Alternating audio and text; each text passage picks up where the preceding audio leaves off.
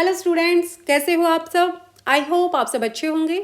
So welcome back to debit credit classes with Sarita. तो आज business economics की इस PYQ सीरीज़ का डे 3 है। इसका मतलब 2 क्लासेस हम सक्सेसफुली कंप्लीट कर चुके हैं और इस PYQ सीरीज़ में हम लास्ट 5 ईयर्स के जो भी इम्पोर्टेंट क्वेश्चंस हैं उनको डिटेल से विद कॉन्सेप्ट क्लियरिटी के साथ डिस्कस करेंगे। अब आपके एग्जाम्स के केवल देखो 2 महीने बचे हैं और अगर सिलेबस कंप्लीट नहीं हुआ है तो प्लीज़ सिलेबस कंप्लीट करो अपना और डेली MCQs की भी प्रैक्टिस करो। जितनी ज़्यादा आप MCQs लगाएंगे उतना ही आपका कॉन्फिडेंस है वो बिल्ड होगा और कॉन्सेप्ट जो है वो और क्लियर होंगे। तो डेली MCQs लगाने की प्रैक्टिस ज़रूर करें। और एक बात की मैं गारंटी देती हूँ कि अगर आप ये सीरीज़ अगर आप फॉलो कर रहे हैं, डेली मेरे साथ प्रैक्टिस कर रहे हैं, तो आपकी जो प्रिपरेशन है वो 50% तक PYQ से ही कंप्लीट हो जाएगी। क्योंकि PYQ से आपको आइडिया लगता है कि किस तरह के क्वेश्चंस प्रीवियस ईयर्स एग्जाम में पूछे जाते हैं, क्या पैटर्न होता है क्वेश्चंस का। तो चलिए स्टार्ट करते हैं आज की क्लास का question number 17। Which of the following is the first order condition to profit maximization. Means एक फर्म प्रॉफिट मैक्सिमाइज कब करती है, क्या कंडीशन होती है उसकी प्रॉफिट मैक्सिमाइजेशन की। तो ऑप्शन ए है TR minus TC, option B MR equals to MC, option C है MR cuts below from MC और नेक्स्ट है slope of MC curve must be higher than that of MR curve.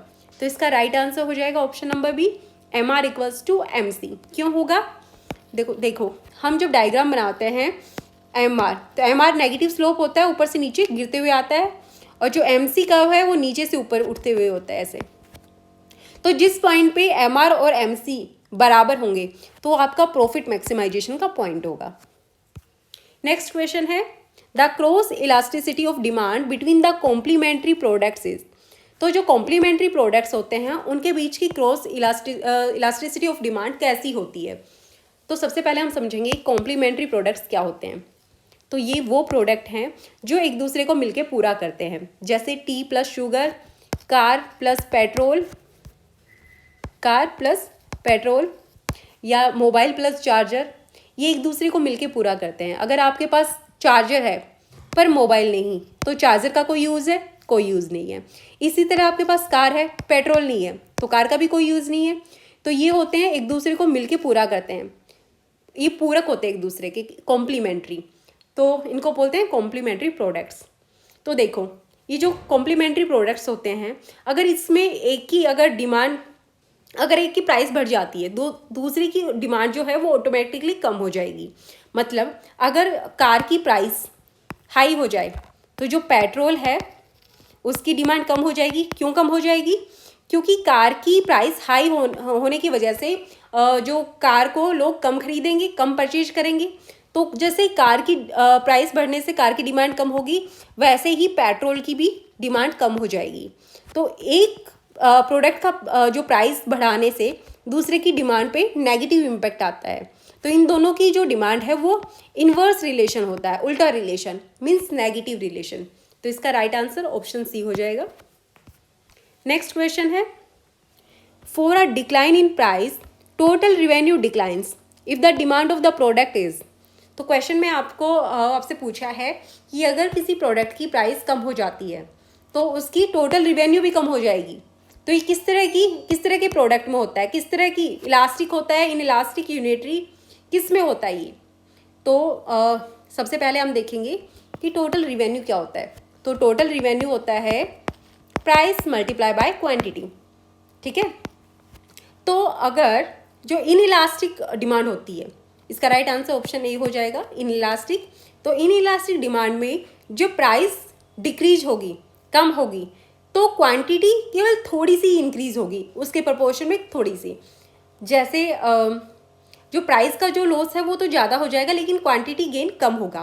ये आपका example से समझाती हूँ। जैसे सॉल्ट है, ठीक है। अगर सॉल्ट पहले 20 रुपये का आता था, उसकी प्राइस 20 रुपये थी, अब घट के 10 हो गई, तो सोल्ट की प्राइस देखो 10 रुपये कम हो गई, 20 रुपये से 10 पे आ गया। लेकिन जो उसकी डिमांड है वो केवल थोड़ी सी ही इंक्रीज होगी। क्यों, ऐसा क्यों होगा, क्योंकि सोल्ट एक नेसेसिटी गुड्स है, ऐसा गुड जो हर एक घर में डेली यूज होता है, पर जो इसकी क्वांटिटी है ये ऑलमोस्ट फिक्स होती है। आप ऐसा तो नहीं कि अब सॉल्ट है वो सस्ता हो गया, अब उसकी क्वांटिटी ज़्यादा यूज़ करने लग जाएंगे, खाने में उसको बहुत ज़्यादा मात्रा उसकी बढ़ा देंगे, ऐसा नहीं है। तो ये एक इनइलास्टिक गुड है, इसकी प्राइस कितनी ही भले बढ़ जाए, कितनी ही कम हो जाए, इसकी क्वांटिटी ऑलमोस्ट सेम रहती है। तो जब किसी भी प्रोडक्ट की प्राइस डिक्लाइन होती है तो उसकी टोटल रिवेन्यू भी डिक्लाइन हो जाती है। तो ये इनइलास्टिक गुड्स में ही हो सकता है। तो राइट आंसर ऑप्शन ए है। नेक्स्ट है, आपको असर्शन दिया हुआ है और रीजन दिया हुआ है। असर्शन है equilibrium price is the price at which quantity demanded equals quantity supplied. तो असर्शन बिल्कुल ठीक है, क्योंकि जो इक्विलिब्रियम प्राइस कहाँ होती है, कहाँ होता है इक्विलिब्रियम प्राइस? इक्विलिब्रियम प्राइस होता है जहाँ ये डिमांड है और ये सप्लाई है। तो जहाँ डिमांड और सप्लाई जहाँ मिलती हैं, एक दूसरे को कट करेंगी, तो ये होता है इक्विलिब्रियम प्राइस। तो ये बिल्कुल सही है असर्शन। इसका रीजन दिया हुआ है equilibrium price once determined tends to persist in time. तो अगर किसी मार्केट में इक्विलिब्रियम प्राइस है, मीन्स ना तो बायर्स पुश कर रहे हैं ना ही सेलर प्रेशर डाल रहे हैं प्राइस को कम करने के लिए, तो प्राइस ऑटोमेटिकली स्टेबल रहती है। तो इसका आंसर ऑप्शन बी हो जाएगा। Both A and R correct हैं, पर R is not the correct explanation of A. Next question, suppose a customer purchases only 2 goods and then price of one decreases, what will happen? Means जब customer सिर्फ 2 ही goods खरीद रहा है market में और एक की प्राइस कम हो जाएगी, तो उससे क्या इफेक्ट आएगा? मान लेते हैं एक पे है ये राइस और एक पे वीट, ठीक है। तो एक पे राइस है एक पे वीट है, तो अगर एक की प्राइस कम हो जाती है, पहले या इसकी प्राइस इतनी थी राइस की, अब कम हो गई, यहाँ पे आ गई, ठीक है, तो उससे क्या इफेक्ट आएगा आपको यही बताना है। तो ऑप्शन ए है consumers purchasing power will increase. तो ये बिल्कुल करेक्ट है, क्योंकि सेम इनकम में अब अगर आपको कुछ सस्ता कुछ मिल रहा है, पहले वीट यहाँ पे मिलते थे 10 रुपये का, अब 8 रुपये में मिल रहा है, तो उससे क्या होगा कि जो हमारी परचेजिंग पावर है, जो कंज्यूमर की परचेजिंग पावर है वो बढ़ जाएगी, बिल्कुल बढ़ जाएगी। तो ये आंसर आपका बिल्कुल सही है, क्योंकि अब वो ज़्यादा क्वांटिटी खरीद सकता है, सेम प्राइस में वो ज़्यादा क्वांटिटी ले सकता है। तो इसको कहते हैं हम रियल इनकम इंक्रीज होना। तो ये बिल्कुल सही है। Next, total utility, consumers total utility will be increase. तो ये भी करेक्ट है, क्योंकि जब प्राइस कम हो जाती है तो तुम उस प्रोडक्ट को ज़्यादा कंज्यूम करते हो, जिससे जो कंज्यूमर है उसको ज़्यादा सेटिस्फेक्शन मिलता है, मीन्स ज़्यादा यूटिलिटी वो लेता है, ज़्यादा सेटिस्फेक्शन मिलता है, इसलिए ये आंसर भी सही है। Next, consumers money income will increase. तो ये रॉन्ग है। क्यों रॉन्ग है? क्योंकि तुम्हारी सैलरी या इनकम चेंज नहीं हुई है, सिर्फ प्राइस कम हुआ है। तो इनकम सेम रहती है, प्राइस ही कम हुआ है उससे, तो ये नहीं, इनकम कंज्यूमर की इनकम बढ़ती नहीं है। तो पहले और दूसरा बिल्कुल सही है, ए और बी। तो राइट आंसर इसका ऑप्शन बी हो जाएगा। नेक्स्ट क्वेश्चन है when consumers seek to be different and exclusive by demanding less of a commodity as more people consume it, this phenomena is known as। तो question में पूछा है, जब लोगों का माइंडसेट होता है कि मुझे यूनिक रहना है, कुछ मुझे एक्सक्लूसिव, कुछ डिफरेंट प्रोडक्ट लेना है और मुझे यूनिक दिखना है, तो इसका मतलब है उनको वो प्रोडक्ट नहीं चाहिए जिसे सब लोग यूज़ कर रहे हैं, जिसको कॉमन आदमी यूज़ करता है, वो प्रोडक्ट उसको नहीं चाहिए। उसको चाहिए यूनिक चीज़ें, कोई लग्जरी ब्रांड्स जैसे रोलेक्स है, गुची है, गुची के बैग्स हैं। अगर ये सब के पास होंगे तो रिच पीपल्स इन प्रोडक्ट्स की जो डिमांड है, इसमें जो इंटरेस्ट दिखाना कम कर देंगे। तो रिच पर्सन केवल एक्सक्लूसिव दिखना पसंद करते हैं, केवल स्पेशल डिफरेंट दिखना पसंद करते हैं।